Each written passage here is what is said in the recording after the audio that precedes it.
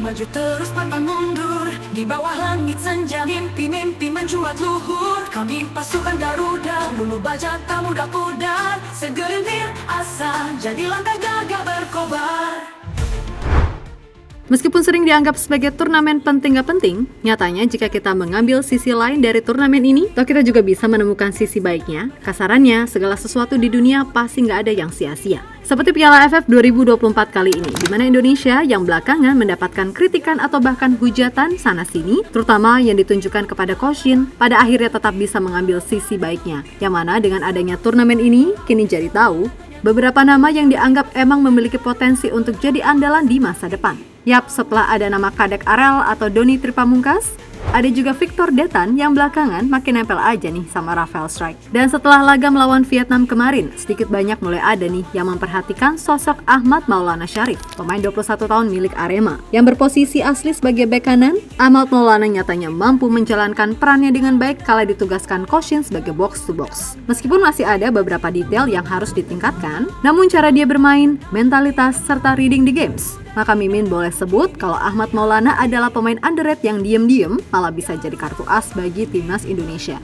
Di satu sisi ada kabar gak enak nih, tak kalah laga Kamboja versus Singapura beberapa waktu yang lalu terindikasi sebagai laga yang berpotensi adanya pengaturan skor. Hal yang kemudian lagi-lagi membuat citra Piala AFF sebagai ladang mafia makin kental adanya. Sebab sejak edisi pertama, memang turnamen ini syarat banget yang namanya pengaturan skor yang bahkan beberapa kali menyeret nama Indonesia. Maka dari itu, jika hal ini nggak segera diatasi, boleh jadi FIFA akan turun tangan langsung membersihkan ini semua. Atau kemungkinan terburuknya turnamen ini nggak akan boleh diselenggarakan lagi, walaupun sebenarnya ini bukan turnamen resmi dari FIFA itu sendiri. Sampai Merauke semangat menyatu padu, kami pasukan Garuda meraih asa tertinggi.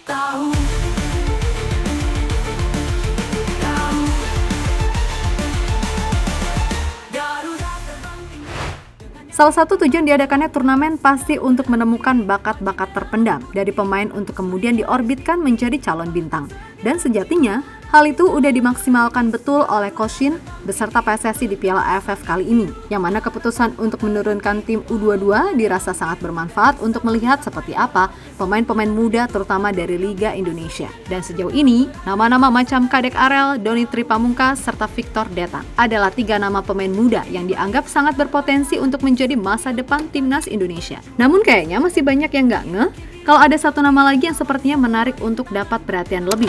Yap, dia adalah Ahmad Maulana Syarif, pemain 21 tahun yang kini bermain untuk Arema. Nah, di laga versus Vietnam kemarin, Ahmad yang notabene adalah seorang bek kanan, nyatanya cukup mampu bermain solid ketika ditugaskan Coach Shin sebagai box to box. Dan overall, buat pemain yang minim jam terbang internasional, itu adalah penampilan yang mengesankan.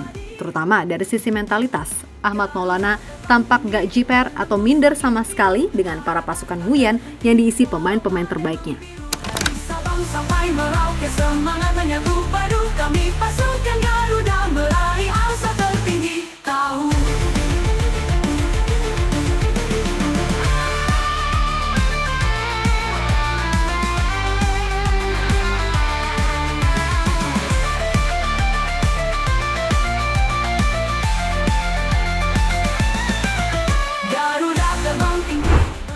Yap, selama ini boleh-boleh aja kok publik notice banget sama Kadek Arel, Donitri, hingga Victor Detan yang kelihatan makin deket aja sama Rafael Strike. Akan tetapi, Ahmad Maulana seperti sedang mempertunjukkan hal lain dalam dirinya. Mainnya simple, nggak aneh-aneh.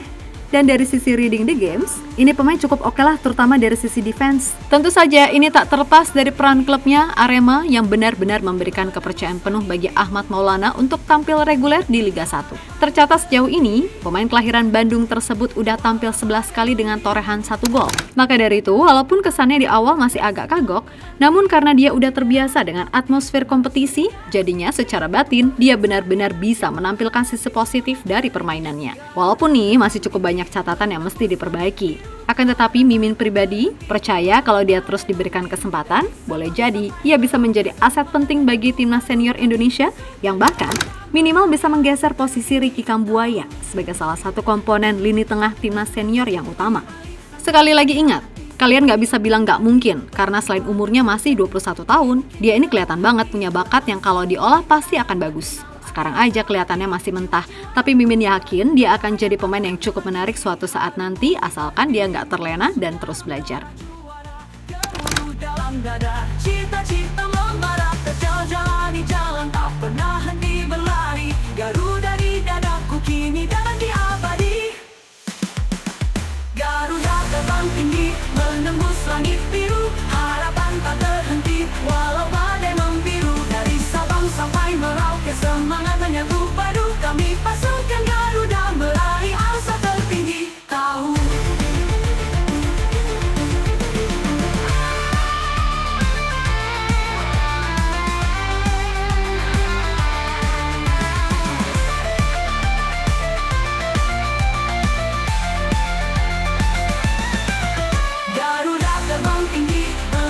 langit biru, harapan tak terhenti, walau badai membiru. Dari Sabang sampai Merauke, semangat menyatu padu. Kami pasukan Garuda berlari. Sementara itu ada kabar nggak enak nih dari Piala AFF, yang mana media Vietnam The Tal 247 menyoroti kasus penjaga gawang timnas Kamboja, Viriak Dara, yang tengah diselidiki setelah melakukan 2 kesalahan fatal sehingga membuat timnya kalah 2-1 dari Singapura. Ingat kan, yang 2 kali blunder konyol itu loh yang seolah-olah ngasih giveaway buat pemain Singapura. Tentu saja melihat sikon yang ada, Federasi Sepak Bola Kamboja atau FFC membuka penyelidikan terkait dugaan pengaturan skor yang terjadi, di mana FFC langsung melakukan investigasi resmi atas tuduhan tersebut, dan tindak lanjut dari federasi ini diharapkan dapat mengungkapkan apakah ada kebenaran di balik klaim tersebut. Ya, menurut laporan dari media Kamboja, Khmer Times, Sao Soka, Ketua FFC sekaligus Kepala Polisi Militer Nasional, mengatakan bahwa pihak FFC akan bekerja sama dengan pihak berwenang untuk menyelidiki kasus ini. Meskipun begitu, Sao Soka juga mengingatkan kepada semua pemain dan staf bahwa mereka tidak perlu khawatir jika mereka tidak terlibat dalam praktek yang tidak etis. Bagi mereka yang jujur, tidak ada yang perlu dikhawatirkan tentang integritas mereka, kata Sao Soka dalam pernyataannya. Walau badai membiru, dari Sabang sampai Merauke, semangat menyatu padu. Kami pasukan Garuda meraih asa tertinggi. Tahu di balik sangkar baja, hati sembunyi embun pagi. Perjuangan sejati diukir di relung hati. Lawan semua rintangan, tak kenal arti rasa letih. Jiwa-jiwa kuat, bercahaya pada purnama gigi. Harum bumi pertiwi menyusup dalam darah juara. Gemuruh dalam dada, cita-cita membara. Terjalani jalan tak pernah henti berlari. Garuda di dadaku kini dan di abadi.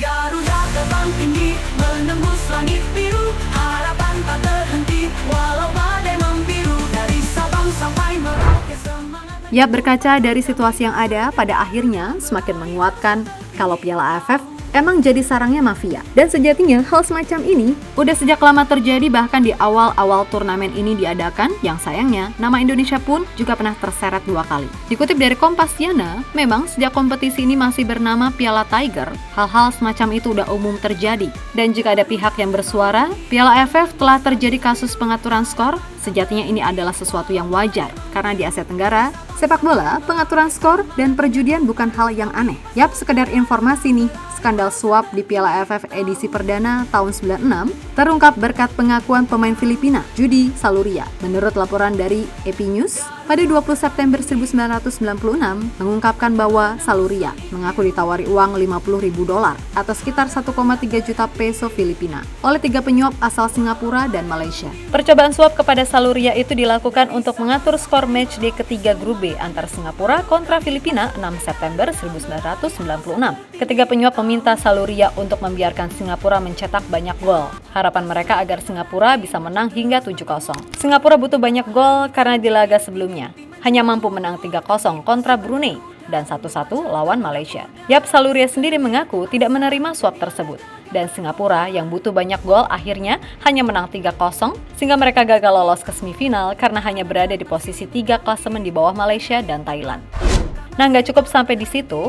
Ingat sepak bola gajah tahun 1998 yang melibatkan Indonesia? Ya, pada edisi kedua Piala Tiger ini, timnas Indonesia tidak lagi pulang dengan tangan hampa karena meraih kemenangan pada laga perebutan tempat ketiga. Tapi bukan pencapaian itu yang jadi kenangan dari pecinta sepak bola Indonesia. Sebaliknya, yang terus dikenang adalah kejadian kontroversial, yakni sepak bola gajah. 19 Agustus 1998 di Stadion Tong Nhat, Ho Chi Minh, Vietnam, adalah hari yang sangat gak bisa dilupakan, di mana Indonesia dan Thailand seolah tidak mau memenangi duel sebab tidak ingin menjadi juara grup agar tak jumpa timnas Vietnam selaku tuan rumah sekaligus tim yang diunggulkan. Dan beneran aja, gol bunuh diri Mursyid Effendi yang anehnya disambut tepuk tangan rekan setim membuat Indonesia kalah 3-2 dan gak ketemu Vietnam di babak selanjutnya. Tentu saja, nama Mursyid Effendi dijadikan kambing hitam atas kemarahan publik. Sampai akhirnya Mursyid Effendi diganjar hukuman larangan bermain seumur hidup di pentas internasional oleh FIFA. Sementara Indonesia dan Thailand didenda $40.000 Amerika. Dilansir dari 442, Mursyid Effendi mengaku telah menjadi korban yang dibela pada awalnya, lantas dicampakkan pada akhirnya atau dijadikan kambing hitam. Menilik pengalaman saya di Vietnam waktu itu, semua komponen satu suara, setuju. Tak lama usai laga mereka masih memberi dukungan, siap bertanggung jawab. Maka saya masih baik-baik saja setelah pertandingan itu. Tapi jarak sebulan, semua cuci tangan. Saya menanggung cacian dan hujatan seumur hidup, ucap Mursyid mengenang kejadian tersebut.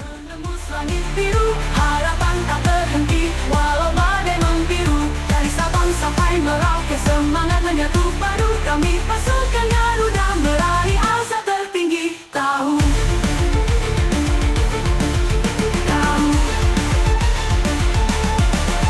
Garuda terbang tinggi, menembus langit biru. Harapan tak berhenti, walau badai membiru. Dari Sabang sampai Merauke, semangat menyatu padu. Kami pasukan Garuda. Yap, selain dua kejadian tadi, tentu masih ada lagi yang sayangnya juga menyeret nama Indonesia. Di mana misteri AFF 2010 sampai detik ini masih belum juga ada titik terangnya. Yap, saat itu timnas Indonesia tampil perkasa di fase grup dengan membantai Malaysia 5-1. Tapi tiba-tiba kalah dengan cara yang tak wajar di final, terutama pada leg pertama yang ketika itu dimenangkan Malaysia 3-0. Nah, yang paling ramai muncul isu ada oknum yang masuk ke ruang ganti dan memberikan instruksi mencurigakan. Meskipun sudah dibantah oleh kapten timnas saat itu Bambang Pamungkas, rumor itu tetap menjadi misteri yang terus diperbincangkan hingga sekarang. Sampai-sampai ini, para alumni AFF 2010 mendapatkan julukan tim Alphard. Diukir di relung hati, lawan semua rintangan, tak kenal arti rasa letih. Jiwa-jiwa kuat, bercahaya pada purnama gigi. Harum bumi pertiwi menyusup dalam darah juara. Gemuruh dalam dada, cita-cita membara. Terjalani jalan, tak pernah henti berlari. Garuda di dadaku kini dan di abadi. Garuda terbang tinggi, menembus langit biru. Harapan tak terhenti, walau badai membiru. Dari Sabang sampai Merauke, semangat menyatu. Yap, terlepas dari apapun, khususnya soal Piala AFF ini, Mimin sendiri percaya kok kalau ajang ini emang masih dijadikan sebagai lahan basah bagi pihak-pihak tertentu, mengingat ini bukanlah ajang resmi FIFA. Meskipun begitu, FIFA sendiri punya kok kewenangan buat menghukum siapapun yang terlibat dalam skandal memalukan ini. Dan mudah-mudahan nggak ada lagi nama Indonesia yang terseret. Apalagi sekarang dan mungkin ke depannya, kita akan turun dengan tim muda. Maka harapannya, ajang ini ya bisa jadi ajang yang pas buat pemain muda cari jam terbang. Oleh karena itu, amit-amit deh anak-anak ini kesentuh sama hal begituan, asli miris.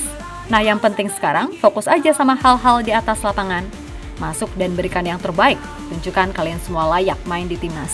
Dan untuk nama-nama seperti Kadek Arel, Donitri, Victor Detan, dan Ahmad Maulana, ayo tingkatin lagi. Yang mana itu juga berlaku untuk semuanya. So, semoga diberikan yang terbaik apapun hasilnya. Percayalah, ini baru langkah awal dari kalian menuju mimpi yang lebih besar. Oke? Kita Garuda. Semangat menyatu padu, kami pasukan Garuda meraih asa tertinggi. Tahu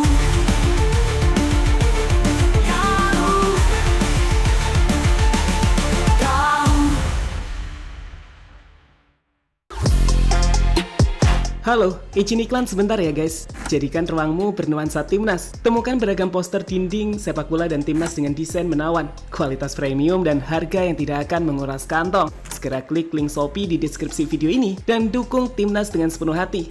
Mulai dari dinding rumahmu.